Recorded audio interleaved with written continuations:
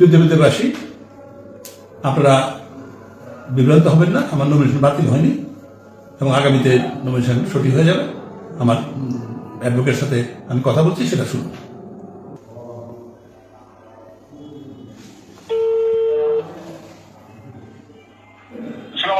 মামুন, ওই যে আমার যে নমিনেশন বাতিল হয় নাই, আমি তোমাকে বলছি আমার অ্যাডভোকেট এবার ভিডিও করতেছে, তুমি তাকে বলো যে কি হয়েছে ঘটনাটা, বলো। জি, আমাদের এই আজকের কেসটা ছিল মঞ্জুরুল হাসান মুন্সি সাহেবের কোম্পানি দুইটা ব্যাংকে তার লোন ছিল। সেই লোনটা একটাই হচ্ছে গিয়া গত 23 জুলাইতে রিশিডিউলও হয়েছে। ওইখানে 26 কোটি টাকা দিয়ে রিশিডিউল করেছে, ওইটা ডিগ্রি হচ্ছিল 36 কোটি টাকা। সেইখানে ওনার এটা কোম্পানির লোন, ওনার কোনো লোন না। সেখানে 16 কোটি টাকা দিয়েছে, রিমেইনিং 10 কোটি টাকা দিতে পারে নাই। উনি টাইমও চেয়েছিল যে আমাকে দেওয়া হোক। আর আরেকটা হচ্ছে, এটা হচ্ছে প্রিমিয়ার ব্যাংক। আরেকটা হচ্ছে ওনার কোম্পানি, এই কোম্পানির নাম হচ্ছে ম্যান পাওয়ার। সেখানেও ওই 12 কোটি সামথিং ডিফল্টেড আছে। ব্যাংক আইডিএলসি ফাইন্যান্সিয়াল ইনস্টিটিউট তার এগেন্সে অর্থঋণ সুট করে, সেই সুটটা এখনো পেন্ডিং আছে, এখনো জাজমেন্ট হয়নি। তো যেহেতু কোম্পানি ডিফল্ট করেছে, কোম্পানির ডিরেক্টর হিসেবে ওনার নাম সিআইবি তে আসবে এবং এখানে তারা রিপোর্টও করেছে। তার কোম্পানিকে করেছে ম্যান পাওয়ার এবং ওই কোম্পানির যারা যারা ডিরেক্টর তাদের সবাইকে করেছে। সেইটাকে আমরা এই সিআইবির নামটা কেন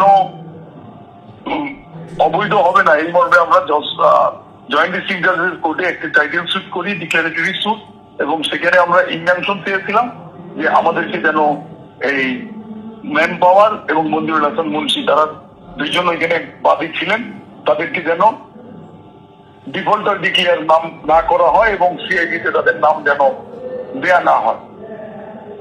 সেইটা জয়েন্ট ডিস্ট্রিক্ট জাজ রিজেক্ট করে।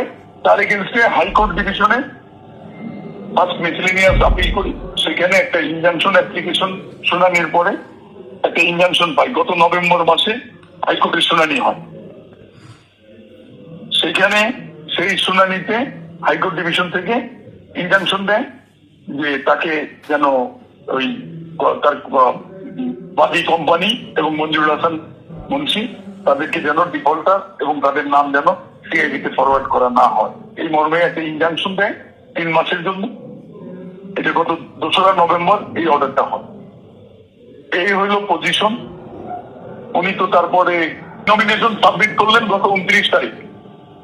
29 তারিখ সাবমিট করে সেইটারই স্ক্রুটিনি হয় গত 2রা জানুয়ারি কুমিল্লা ডিসি অফিস কার্যালয়ে। যখন ওনার নমিনেশনটা আসে ওই আসনের কুমিল্লা 4-এর, তখন ওনার নাম আসে। সেখানে ওনার হাতে বাংলাদেশ ব্যাংক থেকে একটা কাগজ এসে উনি আমাদেরকে পড়ে শুনিয়েছেন যে মঞ্জুরুল হাসান মুন্সি হাইকোর্টের একটা ইনজাংশনের অর্ডার আছে, তাকে সিআইবিতে করা যাবে না। সেই মর্মে তার এই ঋণ খেলাপির কোনো ইস্যু নাই। আমরা দেখতে পাচ্ছি এটাকে সাবস্টিটিউট করার জন্য আমরা আবার ওই হাইকোর্টের অর্ডারটাও সাবমিট করি এবং এটা নেয়। তারপরেও ডিসি সাহেব জিজ্ঞেস করেন যে ব্যাংকের কোনো কর্মকর্তা আছেন কিনা। আমাদের হাতে বাংলাদেশ ব্যাংকের এরকম ডকুমেন্টস আছে, তো ওইখানে ব্যাংকের কেউ ছিল না। তো বলছে তার এই প্রসঙ্গ আসার কোনো কারণ নাই। তো কাজেই ওনার নমিনেশন ওইখানে ওনার অপনয়ন একটা অবজেকশন রেজ করেছে, সেটা নিয়ে হয়, সেটাও রিজেক্ট করে দিয়ে ওনার নমিনেশন বৈধ করে। দেয়ার আফটার গত পরশুদিন, গত 6 তারিখে প্রিমিয়ার ব্যাংক একটা আপিল ফাইল করে।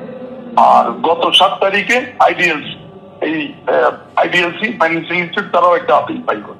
সেই দুইটা আপিল তারা চ্যালেঞ্জ করে। হাইকোর্ট গত 2রা নভেম্বর যে ইনজাংশন দিয়েছিল সেই অর্ডারের বিরুদ্ধে তারা আপিল করে। সেই আপিলেরই আজকে মোহাম্মদ চেম্বার জাজ আদালতে শুনানি হয়। শুনানি অন্তে এটা হাইকোর্টের অর্ডারটাকে স্টে করে। হাইকোর্ট যে ইনজাংশন দিয়েছিল তার নাম, তাকে ডিফল্টার করা যাবে না, তার কোম্পানিকে ডিফল্টার করা যাবে না, তার নাম সিআইবিতে ফরওয়ার্ড করা যাবে না, ইনক্লুড করা যাবে, সেই অর্ডারটাকে অনারেবল চেম্বার জাজ আদালত স্থগিত করে দেন। এই হলো অর্ডার।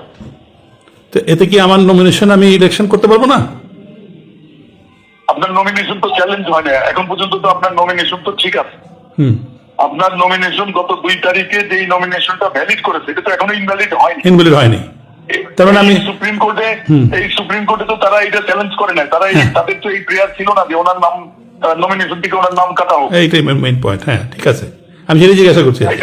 এটা কাটবে তারপরে। এটাই তো জিনিস, ঠিক আছে না? ওকে, থ্যাংক ইউ মাম। ওকে ওকে, আসসালামু আলাইকুম। সুতরাং এই শুনানিটা শুনলেন তো আমার অ্যাডভোকেট সাহেবের। সুতরাং ফাইনাল শুনানি পর্যন্ত আপনারা অপেক্ষা করেন।